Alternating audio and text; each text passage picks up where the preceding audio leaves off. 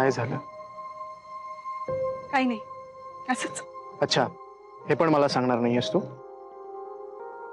दुःखाची एवढी सवय झाली होती ना श्रीकांत, आता विश्वासच बसत नाही. विश्वास ठेव माझ्यावर.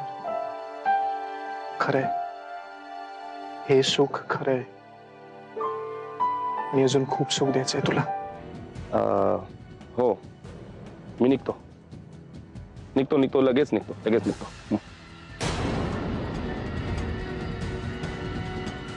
काय झालं? चल निघायला हवं.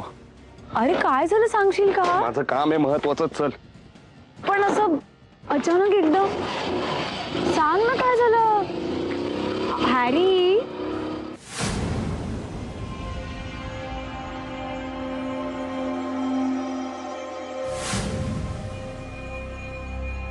आयटमला घेऊन फिरतो, स्वतःला हिरो समजतो काय? हा, क्या बात है, आज तो मोठा मासा गळायला लागलाय.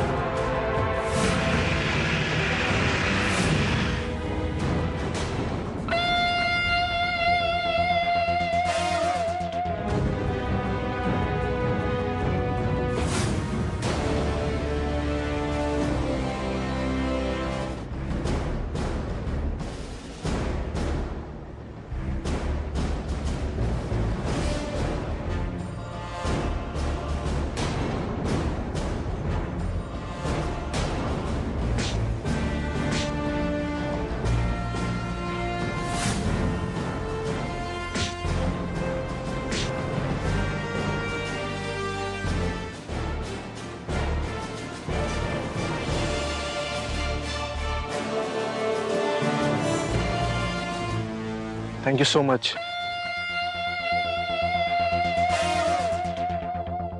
तुम्ही मी कोणी यांच्यासारखा गुंड वगैरे नाही. विक्रमादित्य ठाकूर देसाई, बिझनेसमॅन. एवढी ओळख बस. इतके दिवस तुला टेन्शन द्यायचं नाही म्हणून मी काही सांगत नव्हतो ग. पण म्हणजे प्लीज बोलशील? ताई, तुमची सरिता, म्हणजे हे बघ, तू अजिबात टेन्शन घेऊ नकोस. सरूचं काय?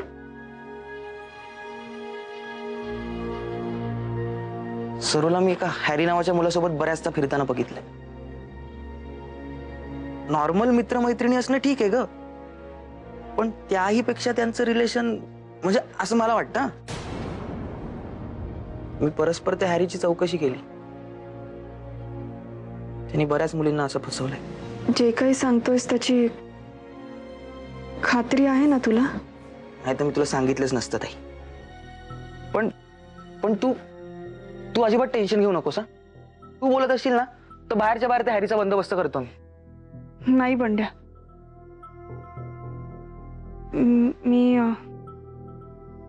मी बघते काय करायचं ते. भाई, एक प्रश्न विचारायचा होता. तुम्ही हे सगळं कशासाठी करताय? म्हणजे त्या श्रीकांत इनामदारांच्या बहिणीशी असं वागण्याचं काही कारण? तुला असं नाही वाटत की तू गरजेपेक्षा जास्तच बोलतोस?